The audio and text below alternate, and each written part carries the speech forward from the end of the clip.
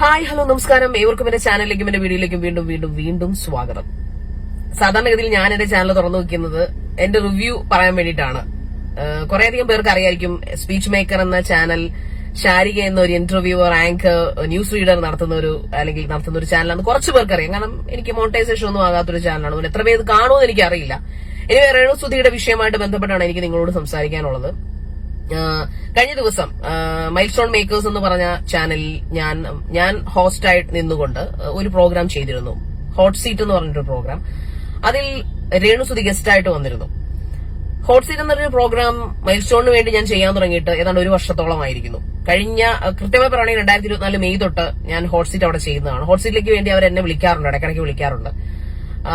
അവരുടെ freelance anchor ആയതുകൊണ്ട് തന്നെ ഞാൻ പലയിടത്തും ഇന്റർവ്യൂ ചെയ്യാറില്ല, അപ്പൊ ഡിബേറ്റ്സും കാര്യങ്ങളൊക്കെ ചെയ്യാറുണ്ട്. അങ്ങനെ ഒരുപാട് ഇന്റർവ്യൂസ് വൈറലാകാറുണ്ട്. ബിക്കോസ് ഹോട്ട് സീറ്റ് എന്ന് പറഞ്ഞാൽ ആൾക്കാരെ നമ്മള് ഈ തീ എന്നാണ് അവരുടെ സിമ്പിൾ പോലും തീയാണ്. അതിലിരുന്നാൽ നമ്മളെല്ലാരും പൊള്ളും. തീ എപ്പോഴും തൊട്ടാ പൊള്ളും, നമ്മുടെ കൈ പൊള്ളി കൊടുക്കും അല്ലെ. അതാണ് അതിന്റെ ഒരു തീം. ആ പ്രോഗ്രാമിന്റെ ഒരു തീം അങ്ങനെയാണ്. സോ ഞാൻ ഇച്ചിരി ന്യൂസ് റിലേറ്റഡ് ഉള്ള കാര്യങ്ങൾ ചെയ്യുന്നതുകൊണ്ടും ഞാൻ ഈ ക്യൂട്ട്നെസ് മാറി വിതറാത്തതുകൊണ്ടും മൈൽ സ്റ്റോൺ എന്നെ ഓപ്റ്റ് ചെയ്തു. That's all. ഓക്കെ. അങ്ങനെ ഇരിക്കെയാണ് രേണുസുധി എന്ന പറഞ്ഞ വ്യക്തിയെ ഗസ്റ്റായിട്ട് ഹോട്ട് സീറ്റിലേക്ക് കഴിഞ്ഞ ദിവസം, കൃത്യമായി പറഞ്ഞാൽ 2025 മെയ് 12 തീയതിയാണ് എന്റെ ഓർമ്മ, വിളിക്കുന്നത്. നമ്മൾ ഹോട്ട് സീറ്റിലേക്ക് വിളിക്കുന്നു. ഈ രേണുസുധി എന്ന് പറഞ്ഞ വ്യക്തിയെ, അവരെ കുറിച്ച് ആദ്യം പറയട്ടെ. ഞാൻ ഒരുപാട് സമയമില്ലാത്തതുകൊണ്ടാണ് ഇത് ദീർഘിപ്പിക്കുന്നില്ല. അവര് റീൽസ് ചെയ്ത കാലം തൊട്ട് പച്ചത്തെറികൾ മാത്രം പറഞ്ഞ ആൾക്കാരാണ് മലയാളികൾ. അക്കൂട്ടത്തിൽ നിങ്ങൾക്ക് എന്നെ നോക്കിക്കൊള്ളുക. ഞാൻ എന്റെ ഡിബേറ്റ് ചാനലുകളിൽ, എന്റെ ന്യൂസ് ചാനലുകളിൽ എല്ലായ്പ്പോഴും എംപവറിംഗ് വുമൺ എന്ന് പറഞ്ഞ പോലെ അവരെ എല്ലായ്പ്പോഴും ഞാൻ പുകഴ്ത്തിയെന്നല്ല, അവരെ അവരുടെ വഴിക്ക് വിടാനാണ് ഞാൻ സംസാരിച്ചിരിക്കുന്നത്. സോ അങ്ങനെ സംസാരിച്ചൊരു വ്യക്തിയാണ് ഞാൻ. അതുകൊണ്ട് തന്നെ രേണുസുധി, ഞാൻ വർക്ക് ചെയ്യുന്ന ചാനൽ താഴെ ഒന്ന് രേണുസുധി കമന്റ് ചെയ്തത്, താങ്ക് യു ഷാരിക എന്ന് പറഞ്ഞ രേണുസുധി ഒരുപാട് വട്ടം കമന്റ് ചെയ്തിട്ടുണ്ട് ന്യൂസ് ചാനൽസിന്റെ താഴെ. ഏതൊക്കെ ചാനലാണ് ഞാൻ പറഞ്ഞത്, നിങ്ങൾക്ക് വേണമെങ്കിൽ പോയി കണ്ടുപിടിക്കാം. So fine. ഞാനും രേണുസുധിയും ഈ ഇന്റർവ്യൂവിന് മുമ്പ് തന്നെ ബെസ്റ്റ് ഫ്രണ്ട്സ് ആയിരുന്നു. Best friends in the sense ഞങ്ങൾ തമ്മിൽ ശത്രുതയൊന്നുമില്ല. രേണുസുധിയെ തെറി പറയാത്ത 1,00,000 പേരിൽ, അല്ല, തെറി പറയാത്ത ആൾക്കാരിൽ 1% ആൾക്കാർ തെറി പറയാത്തവരുണ്ടെങ്കിൽ അതിൽ ഒരാൾ ഞാൻ തന്നെയാണെന്ന് എനിക്ക് 100% ഉറപ്പിച്ച് പറയാൻ പറ്റും. സോ അങ്ങനെ ഇരിക്കുകയാണ് രേണുസുധിയെ ഇങ്ങനെ ഒരു സംഭവത്തിലേക്ക് വിളിക്കുമ്പോൾ ഞാൻ അവിടുത്തെ പ്രോഗ്രാം പ്രൊഡ്യൂസറിനോട് ചോദിച്ചു, ഇത് ശരിയാവോ? കാരണം ഞാൻ അവരെ കുറിച്ച് മോശം അങ്ങനെ പറഞ്ഞിട്ടില്ല. അപ്പൊ ശരിക്കും അറിയാലോ ഇതിന്റെ ഷോ എന്താണെന്ന് രേണുസുധി വ്യക്തമായിട്ട് അറിയാം. അങ്ങനെ ഞങ്ങൾ നേരിട്ട് മീറ്റ് ചെയ്യുന്നു. കൃത്യസമയത്ത് തന്നെ രേണുസുധി എത്തി. മറ്റ് ഗസ്റ്റിനെ പോലെയല്ല, അവർ കൃത്യസമയത്ത് എത്തി. അപ്പോഴാണ് ഞാൻ അവരുടെ ആ ഒരു വിനയം മനസ്സിലാക്കുന്നത്. Because she such A bold lady.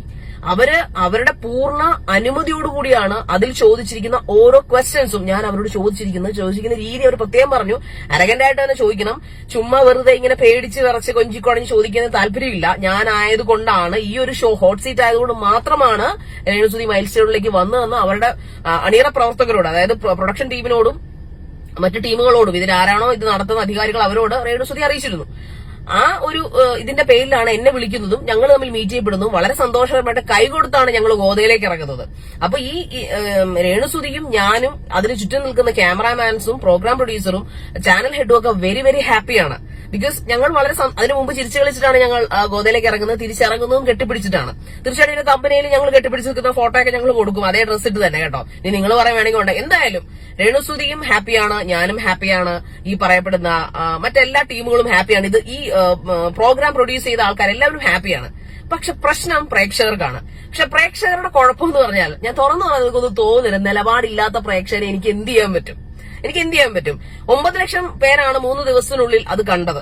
അതേതാണ്ട് ഇനി 1 മില്യൺ അടിക്കും, അതെന്തെങ്കിലും ആയിക്കോട്ടെ. അതിൽ 7,000 പേരാണ് എന്നെ തെറി വിളിച്ചിരിക്കുന്നത്. രേണുസുധിയെ ഭയങ്കരമായിട്ട് ഇഷ്ടപ്പെട്ടു. I am happy with that. Because അവരത് ഡിസേർവ് ചെയ്യുന്നുണ്ട്. എന്നിലൂടെയെങ്കിലും രേണുസുധി, അതായത് ഇന്റർവ്യൂവിന്റെ തൊട്ടടുത്ത മൊമെന്റ് വരെയും അവരുടെ ക്ലിപ്പ് ബൈറ്റ്സ് എടുത്തു വെച്ച് അവരെ തെറി പറഞ്ഞ ആരാധകരാണ് ഇവിടെ വന്ന് കിടന്നിട്ട് രേണുസുധി ഇപ്പൊ വലിയ നല്ലതാണ്, രേണുസുധി നേരത്തെ നല്ലത് തന്നെയാണ്, രേണുസുധി മോശക്കാരി അല്ലായിരുന്നു, പക്ഷെ അവരെ ഒരു ആവശ്യമില്ലാത്ത രീതിയിൽ അവരുടെയും ലക്ഷ്മി നക്ഷത്രയുടെയും അവരോടൊപ്പം അഭിനയിക്കുന്ന ആൾക്കാരുടെയും ദാസേട്ടന്റെയും ഒക്കെ പേര് വലിച്ചടിച്ചുകൊണ്ട് രേണുസുധി 2ാമത് കെട്ടിക്കാൻ നടക്കുന്നു. ആ രേണുസുധിയുടെ മകനെ പോലും വെറുതെ വിടാതെ ടെറർ ചെയ്യിപ്പിച്ച, ഹരാസ് ചെയ്യിച്ച പ്രേക്ഷകരായ നിങ്ങളോട് എനിക്ക് വന്ന് ഇതിന്റെ ഒരു വിശദീകരണം നൽകേണ്ട ആവശ്യമില്ല. പക്ഷേ ഈ കഥ അറിയാതെ ആട്ടം കാണുന്ന ചില പൊട്ടന്മാരുണ്ടല്ലോ, ആ പൊട്ടന്മാരാണ് ഈ 7,000 പേരെന്ന് വിശ്വസിക്കുന്ന ഒരാളാണ് ഞാൻ. അപ്പൊ അതുകൊണ്ട് തന്നെ എനിക്ക് ഇതൊന്നും കേട്ടിട്ട് ഒരു ചുക്കും സംഭവിക്കാൻ പോകുന്നില്ല. പക്ഷെ 2 പറയണമല്ലോ, വേറൊന്നും കൊണ്ടല്ല പറഞ്ഞത്. മൈത്രേന്റെ താഴെ വന്നിട്ട് ഒരുപാട് ആൾക്കാർ എന്നെ ഇതിൽ 10, 2,000, 3,000 കമന്റ് വന്നു. പക്ഷെ അതിൽ ഇരട്ടി എനിക്കിപ്പോ കിട്ടി. I am happy with that. But അതിലെനിക്ക് മറുപടി നിങ്ങളോട് പറയേണ്ട ആവശ്യമില്ല. ബിക്കോസ് മൈത്രേനെ ഒരുപാട് പേര് നേരത്തെ തന്നെ ഇഷ്ടപ്പെടുന്നവരുണ്ട്, അവരുടെ ആരാധകരുണ്ട്, അദ്ദേഹത്തിന്റെ ഷോ സ്ഥിരമായി വാച്ച് ചെയ്യുന്ന ആൾക്കാരൊക്കെ ഉണ്ട്. പക്ഷെ രേണുസുതിയെ ഈ 100 പേര് തെറി പറഞ്ഞാൽ അതിൽ സപ്പോർട്ട് ചെയ്യുന്ന ആൾക്ക് 100 ആൾക്കാരുണ്ടെങ്കിൽ അതിൽ 99.5% ആൾക്കാർ അവർ തെറി പറഞ്ഞുകൊണ്ടിരുന്നവരാണ്. രേണുസുതിക്ക് നാണമില്ലേ? എന്തിന് പ്രായമായ അമ്മച്ചിമാർ വരെ അവരെ റെക്കോർഡിംഗ്സ് വരെ കേൾക്കാം നമുക്ക്. മൊബൈൽ റീചാർജ് ചെയ്തിട്ട് ഈ കാണുന്ന ഇവരുടെ കോപ്രായങ്ങളാണെന്ന് ഓർത്ത് എനിക്ക് ലജ്ജ തോന്നുന്നു. അപ്പോ ഇങ്ങനെ അവർക്ക് സ്ഥലം കൊടുത്തോർത്ത് ലജ്ജ തോന്നുന്നു. അങ്ങനെ പലവരും പല അലിഗേഷൻസും പറയുന്നു. അവരെല്ലാവരും ഇപ്പൊ മൊബൈൽ റീചാർജ് ചെയ്ത് വന്നിരുന്ന് എന്നെ തെറി വിളിക്കുന്നു. ഉളുപ്പുണ്ടോ നിങ്ങൾക്ക്? നാണുണ്ടോ നിങ്ങൾക്ക്? സത്യത്തിൽ എനിക്കാണോ കുഴപ്പം, നിങ്ങൾക്കാണോ കുഴപ്പം? രേണുസുതി പറഞ്ഞ ഒരു വാക്ക് പറഞ്ഞുകൊണ്ട് ഞാനത് ക്ലോസ് ചെയ്യാണ്. എനിക്ക് നിങ്ങളെ ഒന്നും ബോധിപ്പിക്കേണ്ട ആവശ്യമില്ല. ചാനലും ഈ പറയപ്പെടുന്ന ഈ ഹോട്ട് സീറ്റിന്റെ നിങ്ങൾ ഇനിയും മനസ്സിലാക്കുള്ളൂ. ഇനിയും ചിലപ്പോൾ ഇതിലും വലിയ അതിഥികളും ഇതിലും വലിയ കൊള്ളിളക്കങ്ങളും ഉണ്ടായേക്കാം. ചിലപ്പോൾ ഞാൻ തന്നെ ആയിരിക്കാം അതിന്റെ ഹോസ്റ്റ് ആയിട്ടുണ്ടായിരിക്കാം, ഞാനോ വേറെ ആരെങ്കിലും ആയിരിക്കാം. ബട്ട് അപ്പോഴും ഹോട്ട് സീറ്റ് എന്ന് പറഞ്ഞാൽ അതിന്റെ ചോദ്യങ്ങൾ ഇങ്ങനെ തന്നെ ആയിരിക്കും. അത് ഈ പറയുന്ന പോലെ തീർച്ചയായിട്ടും ഗസ്റ്റിന്റെ ഫുൾ 100% പെർമിഷൻ എടുത്തിട്ട് തന്നെയാണ് ഹോട്ട് സീറ്റിൽ ഓരോ ആൾക്കാരും കൊണ്ടിരുത്തിയിരിക്കുന്നത്. സോ എന്തായാലും നിങ്ങൾ രേണുസുതിന് പോയി ക്ലാരിഫൈ ചെയ്യാനൊന്നും പോകത്തില്ല. കാരണം ഇതിന് ആവശ്യമില്ലല്ലോ. നിങ്ങൾക്ക് ആരെങ്കിലും തെറി വിളിച്ചാൽ പോലെ നിങ്ങൾ തെറി വിളിച്ചോളൂ, കുഴപ്പമില്ല.